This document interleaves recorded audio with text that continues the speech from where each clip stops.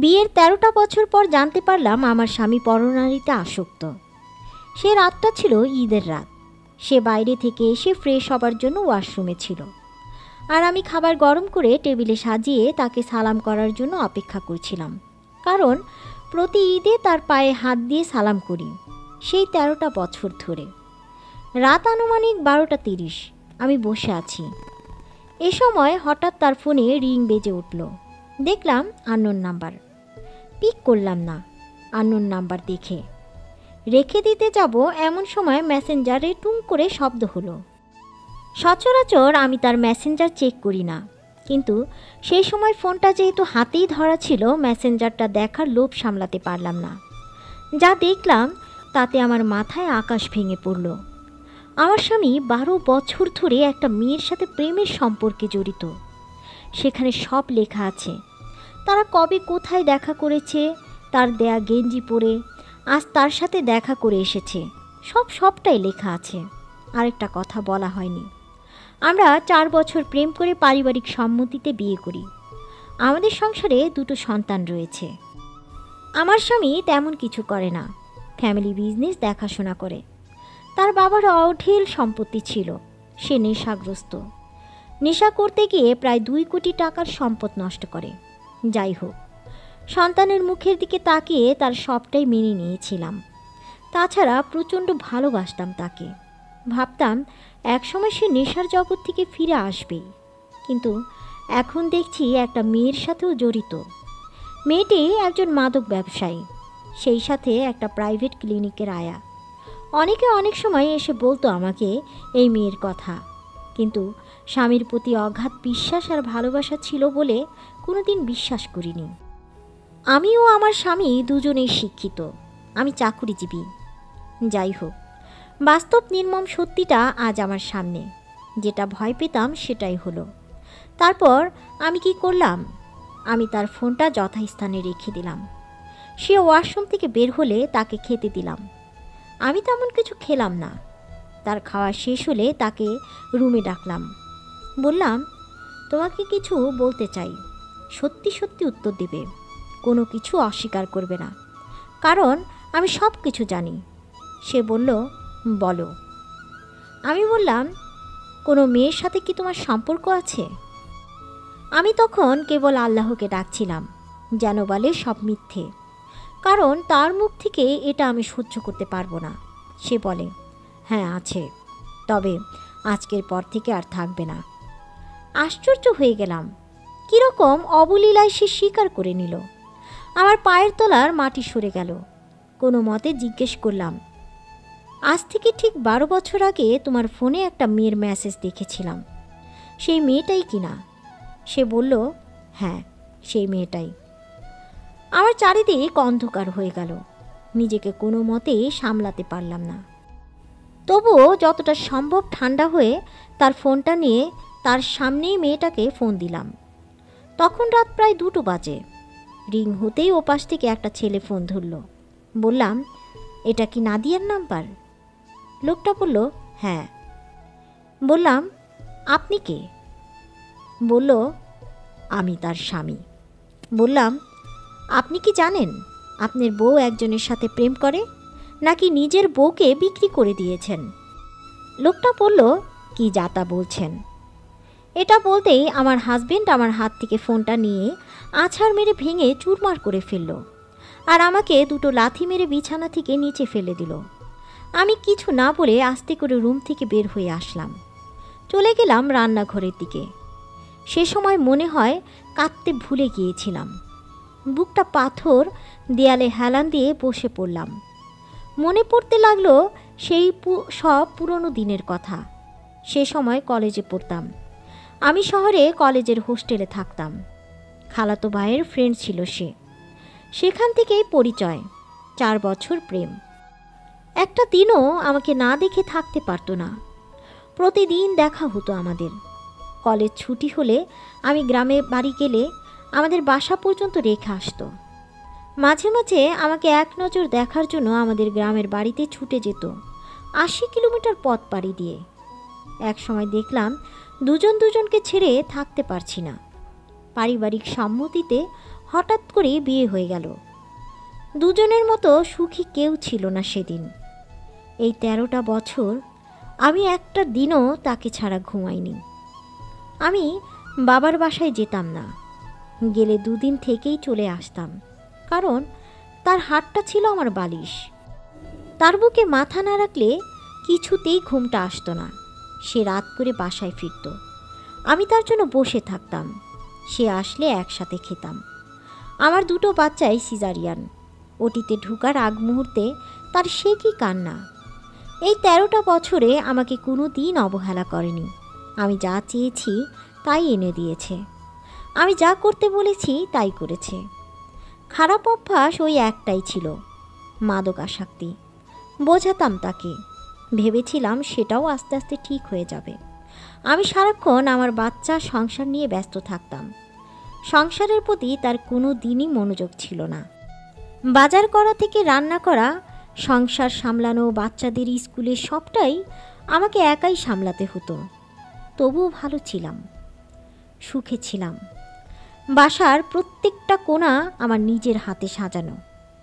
আমার সেই ভালোবাসার মানুষটা কি করে আমার সাথে প্রতারণা করতে পারল, যাকে ছাড়া আমি আমার জীবনের একটা দিনও কল্পনা করতে পারি না।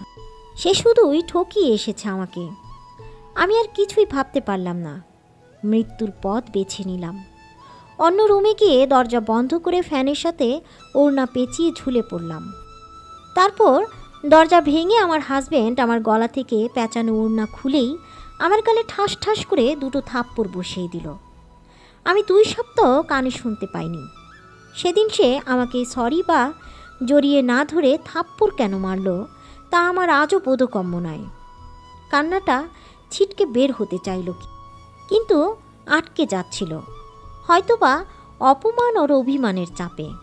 শুধু 2 চোখ দিয়ে অশ্রু আর বুক থেকে হেঁচকি উঠে আসছিল। যাই হোক, দরজা ভাঙার শব্দে আমার শাশুড়ি আর আমার 5 বছরের ছোট বাচ্চাটা জেগে গেল। আমার বাচ্চাটা জেগেই কান্না শুরু করে দিল। বাচ্চার কান্না দেখে বুকে জড়িয়ে নিলাম। শাশুড়ি সব শুনে কিছুক্ষণ থ মেরে বসে থাকলো। তারপর আমাকে ছেলের পক্ষ হয়ে বোঝাতে শুরু করলো। বলল, বাচ্চা কাঁদছে, তাকে নিয়ে শুয়ে পড়ো। প্রায় ভোর হয়ে আসলো। শুয়ে পড়লাম। সেদিন থেকে আমার খাওয়া, ঘুম সব কোথায় যেন হারিয়ে গেল।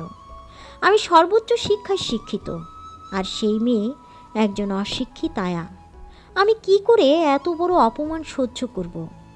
তাকে সার্বক্ষণিক জিজ্ঞেস করতাম, সেই মেয়ের সাথে তোমার কত দূর সম্পর্ক? কি করেছো তার সাথে? কতবার তার হাত ধরেছ? কতবার তাকে জড়িয়ে ধরেছ? কতবার তাকে ফোন করতে? তাকে কি কি গিফট করেছ? কোথায় কোথায় দেখা করেছ? কোন কোন রেস্টুরেন্টে দেখা করেছ? কোন পার্কে বসেছ? তাকে কতবার ভালোবাসি বলেছ? ইত্যাদি ইত্যাদি প্রশ্ন করতাম সারাক্ষণ। সে আমার প্রতি বিরক্ত হতে লাগলো আস্তে আস্তে, আর আমি ধীরে ধীরে মানসিক রোগী হতে লাগলাম। একদিন আমার এক আত্মীয় মারা যায়। আমার আব্বু আম্মু ভাই বোন বাসায় আসলো। সেদিন রাতে সে বাইরে থেকে আসলে আমি তাকে বললাম, আমি ওই মেয়ের সাথে কথা বলতে চাই, আমি ওই মেয়ের কাছে যেতে চাই।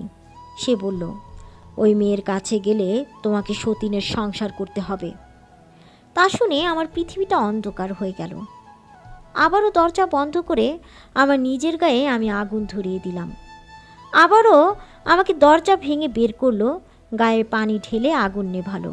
কিন্তু আমাকে ওই অবস্থায় রেখে সে বাসা থেকে বেরিয়ে গেল। আমার শাশুড়ি আমাকে বলল, তোমার প্রতিদিনের নাটক আর ভালো লাগে না। তোমার জন্য আমার ছেলে বাসা থেকে বেরিয়ে গেল। যাও, যেখান থেকে পারো আমার ছেলেকে ফিরিয়ে নিয়ে এসো। রাত 1টা বাজে। আমার ছোট ননদ, তার জামাই, চাচা শ্বশুর, চাচি শাশুড়ি আরও অনেকে বাসায় চলে আসলো। আমার ছোট ননদ সবার সামনে আমাকে বলল, ছেলেরা 10 জনের সাথে প্রেম করলে কিছু হয় না, কিন্তু মেয়ে মানুষ স্বামীর সাথে ঝগড়া করলে তাকে বলে ব্যশ্যা। আমি রীতিমতো হিজাবি, অথচ আমার ননদ আমাকে বানিয়ে দিল ব্যশ্যা। যাই হোক, সেই রাতেই শাশুড়ির কথা মতো ভাইকে নিয়ে বেরিয়ে পড়লাম তাকে খুঁজতে। তার কিছু ফ্রেন্ডের কাছে ফোন করে তার খোঁজ পেলাম। সেই কিছুতেই বাসায় আসবে না। তাকে সরি বললাম আর ওই মেয়েকে নিয়ে কোনো কথা বলবো না, বাসায় চলো। অনেক বুঝিয়ে রাত প্রায় 2টায় বাসায় নিয়ে আসলাম। সব আত্মীয় স্বজন বোঝাতে লাগলো, কি করবা, 2টা সন্তান আছে, তাদের মুখের দিকে তাকিয়ে সব মেনে নাও, বাচ্চা দুটোকে মানুষ করো। আমি কোনো কথা না বলে শুয়ে পড়লাম। সব কিছু আগের মতো, সংসার, বাচ্চা, তাদের স্কুল, কিন্তু ভেতরের আগুনটা কিছুতেই নেভে না। একদিন ডিসিশন নিলাম, তার সাথে আর থাকবো না, শুধু নিজের সার্টিফিকেটগুলো নিয়ে এই বাসা থেকে চলে যাব। তার বাচ্চাদের সে একা মানুষ করুক, এটাই তার শাস্তি। কিন্তু আমি মা, বাচ্চাদের ছেড়ে যাব ভাবতেই 2 চোখে জল ভরে আসে। সিদ্ধান্ত নিলাম ছোট বাচ্চাকে সাথে নিব। ঢাকায় আমার এক ফ্রেন্ড থাকে, আপাতত তার বাসায় কয়েকটা দিন থেকে একটা চাকরি জোগাড় করে নিব। একটা ছোট ব্যাগ, আমার সার্টিফিকেট আর আমার ছোট বাচ্চা, এসব নিয়েই রওনা হলাম অজানা পথের উদ্দেশ্যে। আমি কাউকে কিছু না বলে আমার 5 বছরের বাচ্চাকে নিয়ে ঢাকার বাসে উঠে পড়লাম। বাসে ওঠার কিছুক্ষণ পরেই সবার কল আসতে লাগলো। ফোনটা কিছু সময় অফ করে রাখলাম, শুধু ফেসবুকে একটা স্ট্যাটাস দিলাম, আজ থেকে আমি কারো নই, কেউ আমাকে খুঁজবে না। কিন্তু আমার বাচ্চাটা গাড়িতে ওঠার পর থেকেই কাঁদতে লাগলো, বারবার জিজ্ঞেস করতে লাগলো, আমাকে তুমি কোথায় নিয়ে যাচ্ছ? বললাম আমরা বেড়াতে যাচ্ছি। সে বলতে লাগলো, আমি যাব না, আমি বাসায় যাব, আমার আব্বুর কাছে যাব, আমার দাদির কাছে যাব, আমি আমার ভাইয়ের সাথে খেলবো। ওর কান্না দেখে আমিও চোখের পানি আটকাতে পারলাম না। কাঁদতে কাঁদতে এক সময় আমার ছেলে ঘুমিয়ে পড়ল। ফোনটা খুললাম, সবাই কল করছে, আব্বু, আম্মু, ভাই, বোন, শাশুড়ি, হাজবেন্ড, কারো ফোন পিক করলাম না। বারবার কল দিয়েই যাচ্ছে, শুধু ছোট বোনের ফোনটা রিসিভ করে বলে দিলাম, আমি ভালো আছি, আব্বু আম্মুকে টেনশন করতে নিষেধ করিস। তার এত বড় অন্যায় মেনে নিয়ে তার সাথে তার বাসায় থাকা সম্ভব না বলেই লাইনটা কেটে দিলাম।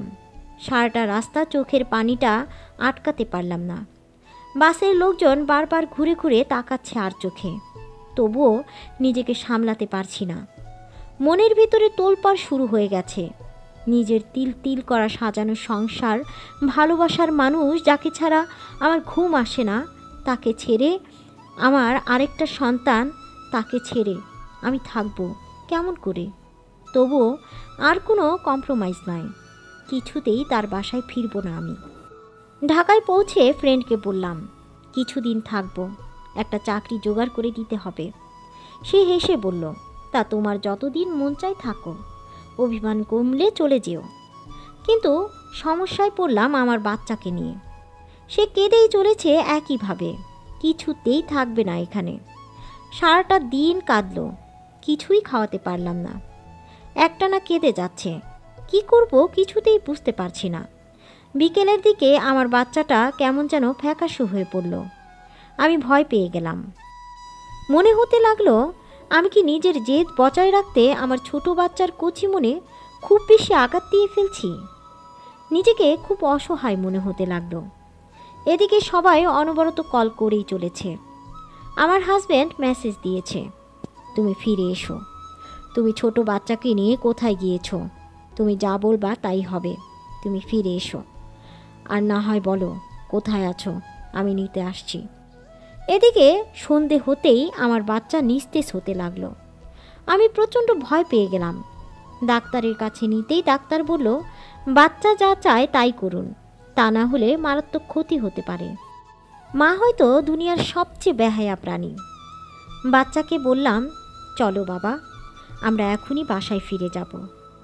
সেই দিনই রাতে বাসে উঠে পরদিন ভোরে বাসায় ফিরে আসলাম।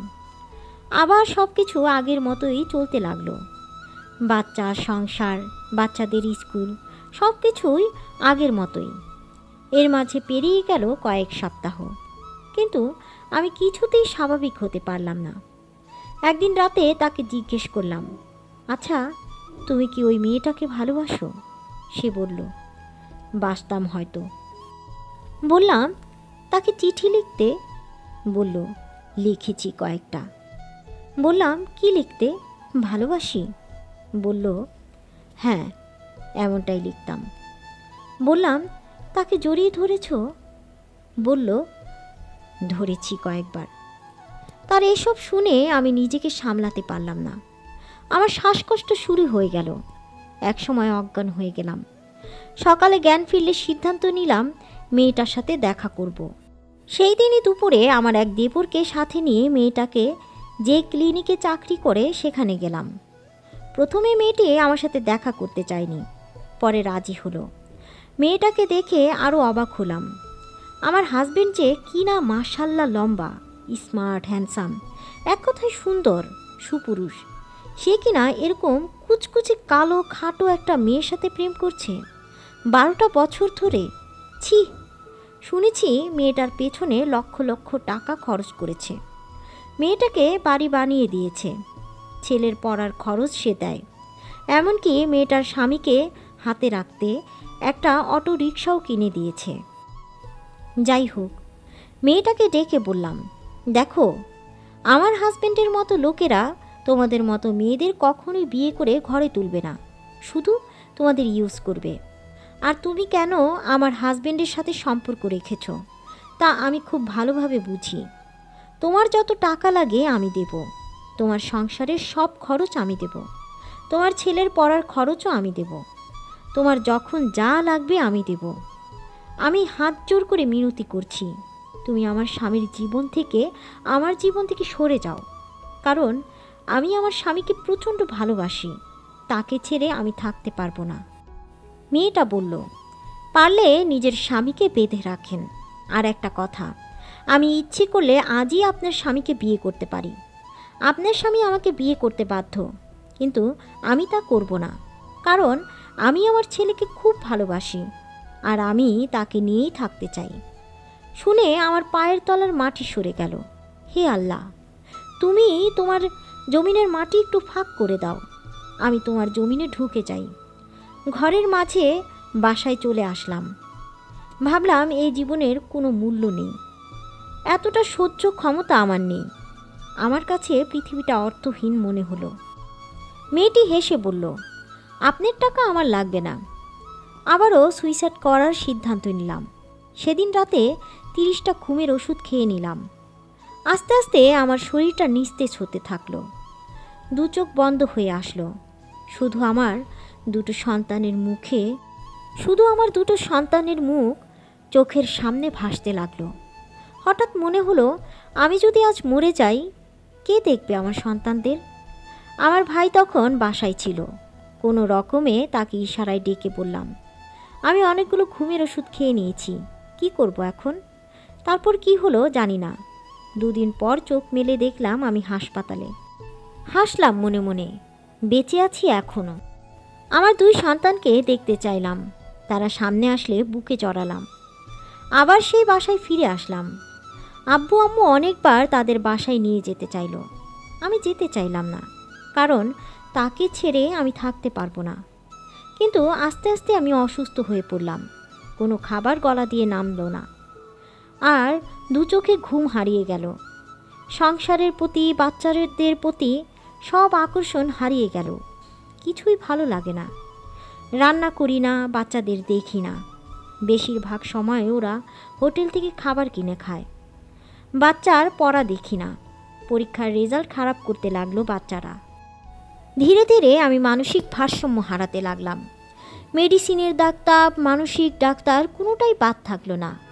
ওই ডাক্তার, এই ডাক্তার, কোনো ডাক্তারই বাদ থাকলো না। কিন্তু হায়, কোনো ডাক্তার আমাকে সুস্থ করতে পারলো না। কোনো ডাক্তারই কড়া কড়া ঘুমের ওষুধ দিয়েও আমার চোখে ঘুম এনে দিতে পারলো না, আমাকে খাওয়াতে পারলো না।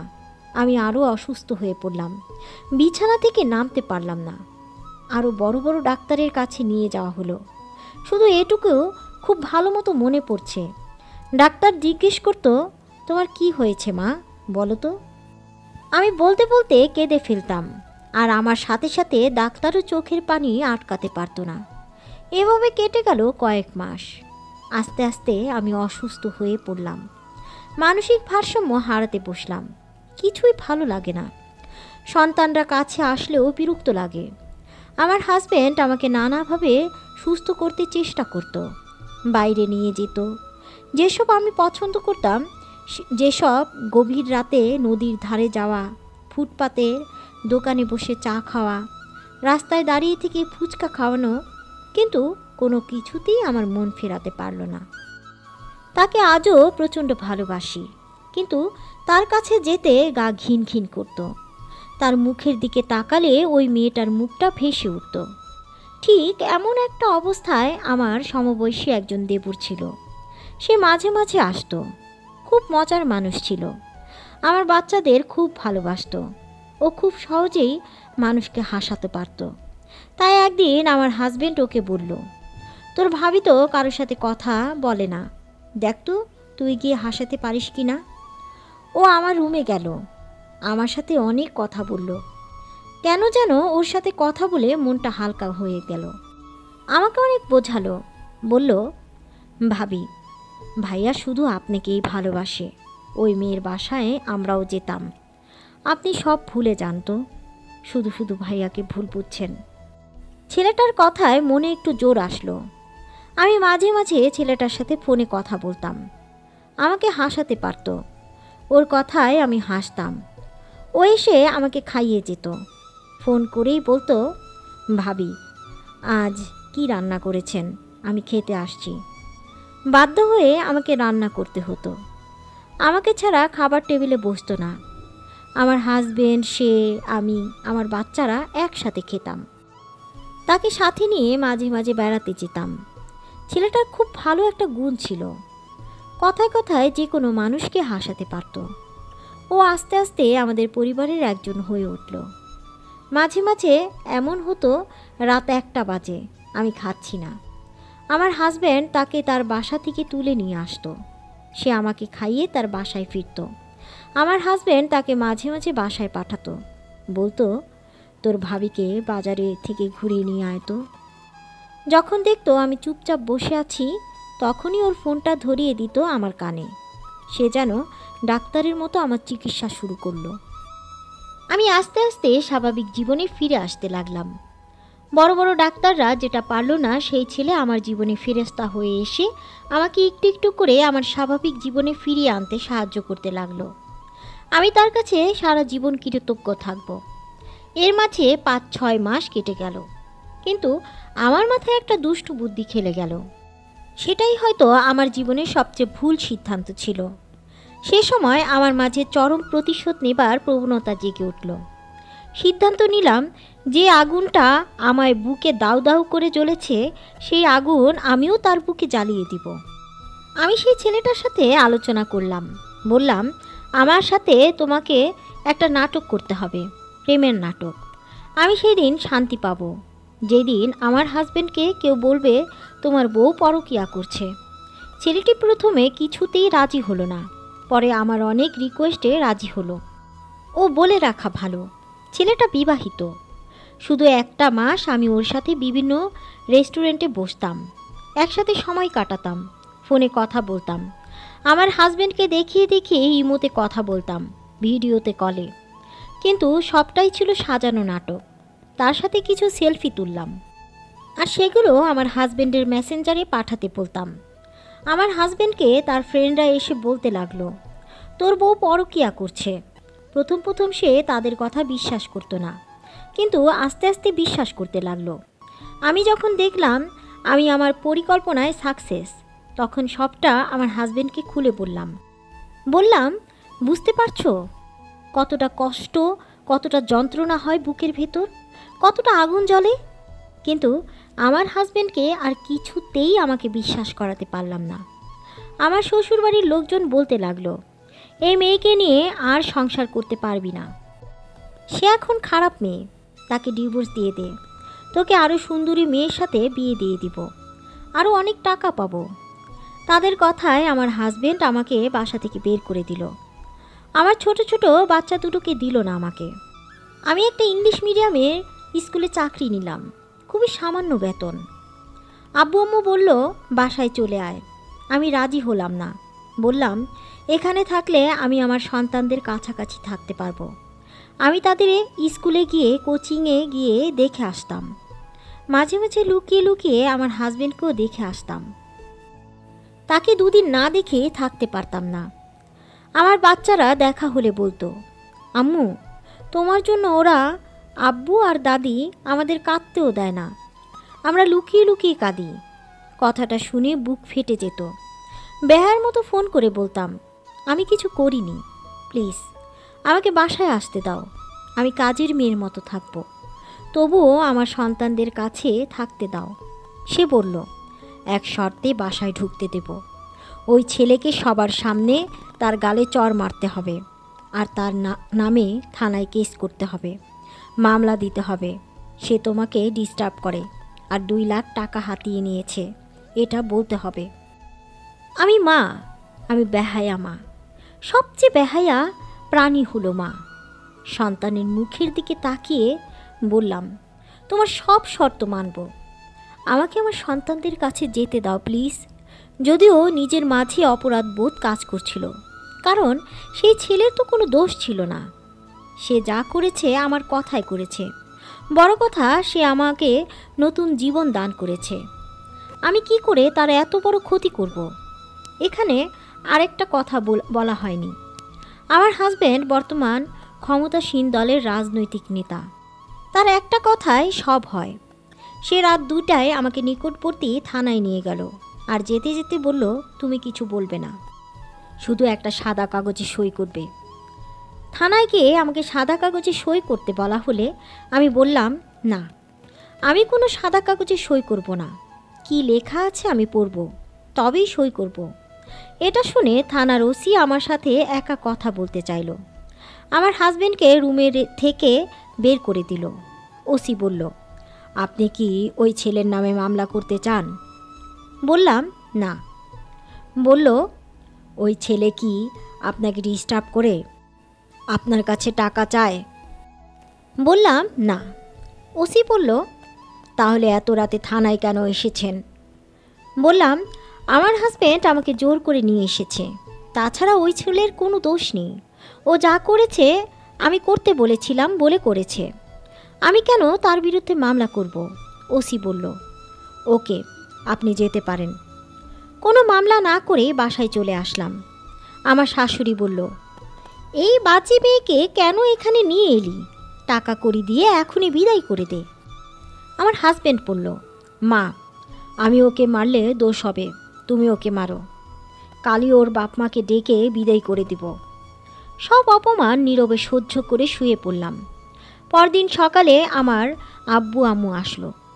তারা অকথ্য ভাষায় আমার আব্বু আম্মুকে অপমান করলো। আব্বু বলল, আমার কত অপমান সইবি, বাসায় চল। বললাম, যতই অপমান করুক, আমার সন্তানদের ছেড়ে আমি কোথাও যাব না। আমার হাজব্যান্ড বলল, নিয়ে যান আপনার মেয়েকে, এরকম চরিত্রহীনার কোনো জায়গা নেই আমার বাসায়। আবার আমাকে বাসা থেকে বের করে দিল। আমি আমার এক আত্মীয়ের বাসায় থাকতে লাগলাম। চুপ করে ফোন নিয়ে আমার বাচ্চারা ফোন দিত আর কেঁদে কেঁদে বলতো, আম্মু তুমি বাসায় এসো, সামনে আমার পরীক্ষা, কে পড়াবে আমাকে? কষ্টে বুকটা ফেটে যেত। আবার বেহায়া হয়ে ফোন দিয়ে বললাম, আমাকে 1টা মাস তোমার বাসায় থাকতে দাও, আমার ছেলের পিইসি পরীক্ষা, আমাকে ওর দরকার, আমি তোমার আর তোমার মায়ের পায়ের তলায় পড়ে থাকবো, তবুও এ সময় আমার ছেলের জীবনটা নষ্ট করো না। সে কিছুতেই রাজি হলো না। তবুও আমি জোর করে শুধু আমার ছেলের জন্য বাসায় ঢুকে পড়লাম। তারা মা ছেলে আমার সাথে চরম দুর্ব্যবহার শুরু করলো। একদিন বাসায় বিরিয়ানি রান্না করলো। আমার শাশুড়ি তার 2 মেয়ে জামাই তার ছেলেকে একা ডেকে খাওয়ালো। শাশুড়ি থাকতো অন্য ফ্লোরে, আমরা নিচতলায় থাকতাম, কিন্তু আমার সাথে কোনো কথা বলল না, বা খেতেও বলল না, বা কোনো খাবারও পাঠালো না। আমি সেদিন কিছু খেলাম না। রাতে আমার আম্মু ফোন দিয়ে জিজ্ঞেস করলো, কি খেয়েছিস? শুনেই কান্নাটা আটকাতে পারলাম না, বলে ফেললাম সব। কথাটা মনে করে আমার মা আজও কাঁদে, বলে, বাসায় কুকুর বেড়াল থাকলেও তো মানুষ না খাইয়ে রাখে না, আর তারা তোকে না খাইয়ে রাখলো। মুখ বুজে পড়ে থাকলাম শুধু ছেলের জন্য।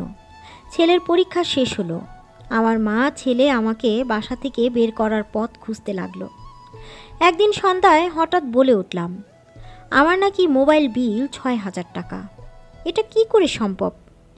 বলতেই তো আমার হাজব্যান্ড আমার মুখে নাকে ঘুষি মারতে লাগলো। আমার নাক মুখ ফেটে রক্ত বের হতে লাগলো। আমি চিৎকার করে কাঁদতেই পাড়ার মানুষ অনেকেই এসে গেল। আমার শাশুড়ি বলতে লাগলো, কি এমন মেরেছে আমার ছেলে? তোমার হাত পা তো ভাঙেনি। তারপর আমার আর কোনো জ্ঞান ছিল না। পরের দিন দেখলাম আমি হাসপাতালে। চোখ মেলতেই দেখলাম আম্মুরা এসেছে। হাসপাতাল থেকেই আম্মুদের বাসায় নিয়ে চলে গেল। বাসায় গিয়ে সবাই ডিভোর্সের জন্য প্রস্তুতি নিতে লাগলো। কিন্তু আমি তাদের কোনো কথা না শুনে আমার হাজব্যান্ডের বাসায় চলে আসলাম। সে শর্ত আরোপ করলো, আমাকে বাসায় বন্দি থাকতে হবে, মোবাইল ব্যবহার করা যাবে না, স্কুলের চাকরি ছাড়তে হবে, আমার কোনো আত্মীয় স্বজনের সাথে কোনো প্রকার যোগাযোগ রাখা যাবে না, আমার সন্তানের ভবিষ্যৎ ভেবে আর তাকে ছেড়ে থাকতে পারবো না। এটার জন্য তার সব শর্ত মেনে নিয়ে সবটুকু আত্মসম্মান জলাঞ্জলি দিয়ে তার বাসায় শুধু আমার সন্তানদের জন্য পড়ে আছি। তার বাসায় যেখানে আমার কোনো স্বাধীনতা নেই। আমি তার আর তার মায়ের হুকুমের গোলাম মাত্র। তার মাঝে সুখ এতটুকুই, আমি আমার সন্তানদের কাছে আছি। শুধু ভাবি, এই এতটা বছর তার কত শত অপরাধ আমি ক্ষমা করেছি, আর সে আমার 1 মাসের একটা নাটক মেনে নিতে পারে না। এটাই হয়তো একজন পুরুষ ও নারীর পার্থক্য। কাহিনীটি এখানেই সমাপ্ত হলো। কাহিনীটি একটি সত্য ঘটনা, তাই কাহিনীটির কোনো নাম বা লেখকের নাম নেই। কাহিনীটি কেমন লাগলো অবশ্যই কমেন্ট করে জানাবেন। আর যারা এখনও আমার চ্যানেলটি সাবস্ক্রাইব করেননি তারা এখনই আমার চ্যানেলটি সাবস্ক্রাইব করে পাশে থাকা বেল আইকনটি বাজিয়ে দিন, যাতে পরবর্তী নোটিফিকেশন আপনার কাছে খুব সহজেই পৌঁছে যেতে পারে। ফিরব পরবর্তী কাহিনী নিয়ে। আমি প্রত্যাশা আজকের মতো এখানেই বিদায় নিচ্ছি। ভালো থাকবেন, সুস্থ থাকবেন। ধন্যবাদ।